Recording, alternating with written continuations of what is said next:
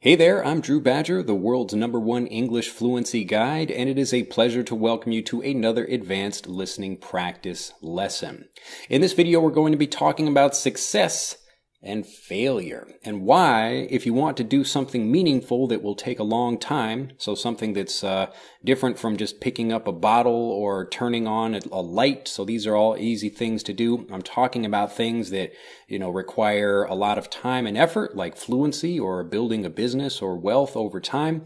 All of these things will require failures in order to achieve success. And so I just wanted to make just a quick video about that, reminding you about why it's so important to, when you think about trying to achieve something, that you absolutely are going to be failing on the road to achieving whatever that happens to be.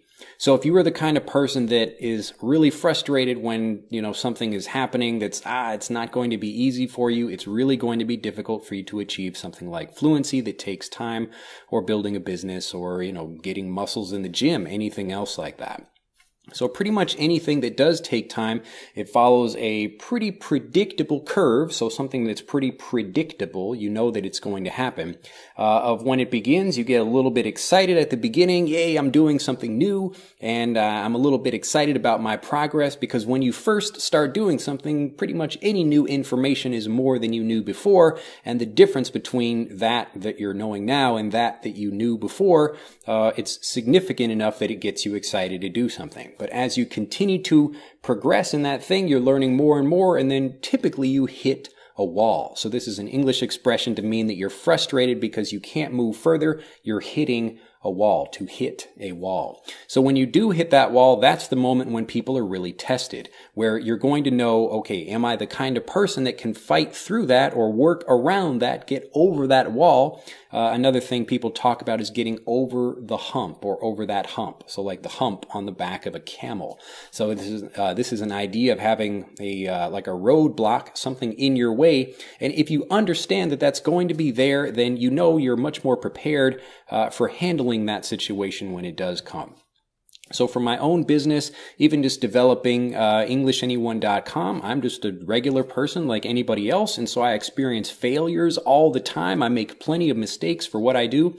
You can watch these videos, and they're not even like really well produced. I wish I did a better job of them. I'm just not, I guess, maybe that great at editing videos, but also I'm just trying to make sure I get information out to people as quickly as possible. So there's a lot to learn, and I'm trying to share things as quickly as I can. Anyway, I understand that I'm going to be learning things and, understanding, coming from an education background. So I'm not like a marketing person or a business person, but having learned those things as I've been going through becoming an educator and starting an actual business doing that, I've been, going through that process of, at the beginning, yay, this is a lot of fun. And then, oh no, you make a bunch of mistakes, and then you do something else. And hopefully you go through that kind of dip at the end before you start making real progress. So pretty much everybody that does this, it doesn't really matter what you're doing, but if you understand that this process is going to happen before you start doing it, it makes you much more prepared for when it does happen. And actually, you should be a little bit nervous if it does not happen, because it means you're not challenging yourself. So if you're not hitting a wall, if you're not finding some struggle or some problem, then it typically means that you're not really pushing yourself as hard as you should be. So if you're not challenging yourself, you're not going to be moving to the next level. And that's exactly what you need to be doing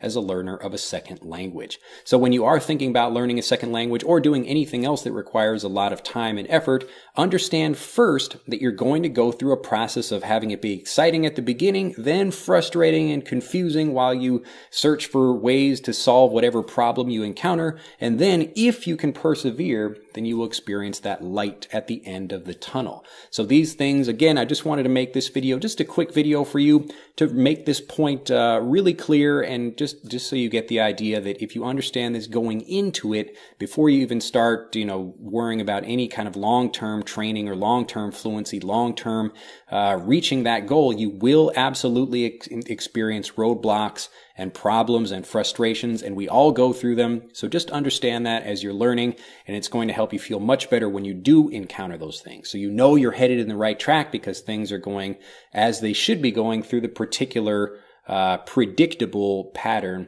that anybody goes through when they're trying to learn something new. So again, you're starting at the beginning, you're excited, and then it kind of goes down, and then you've got that frustration point before you start moving back up again. So it happens with everyone, and if you understand this before you start, then you're going to be feeling much better about the whole process.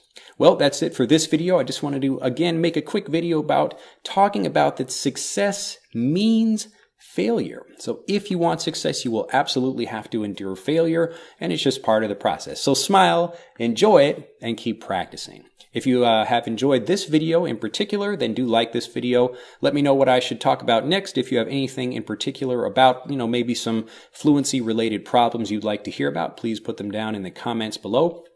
Do like this video again and become a subscriber to the EnglishAnyone.com YouTube channel if you haven't already. I look forward to seeing you in the next video. Keep practicing and have a fantastic day. Bye-bye. To continue learning, click on the link in this video to download Speak English Naturally, our free guide to speaking and sounding like a native English speaker. The guide reveals the 3 most important kinds of conversational English you must learn if you want to sound native, and will help you experience instant improvement in your fluency and speaking confidence. To download your free guide on a mobile device, click on the link in the upper right of this video. To download your free guide from a computer, click on the link in the lower right of this video. I look forward to seeing you in the guide.